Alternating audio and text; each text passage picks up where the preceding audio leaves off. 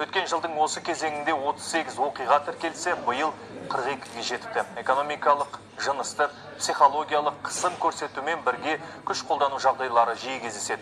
Бұған отбасындағы қаржы жетіспеушілігі, әкелердің ішікке әуестігі себеп. Жанұядағы жанжалдан негізінен балалар зардап шегеді.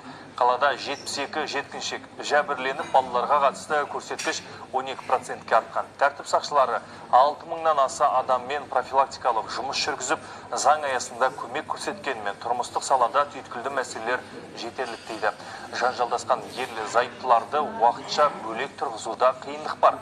Мамандар бұл проблеманы талқысына түскен жаңа заң реттейді деген сенімде.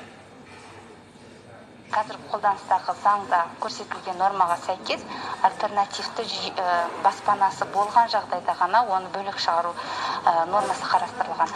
Ал біз болашақтағы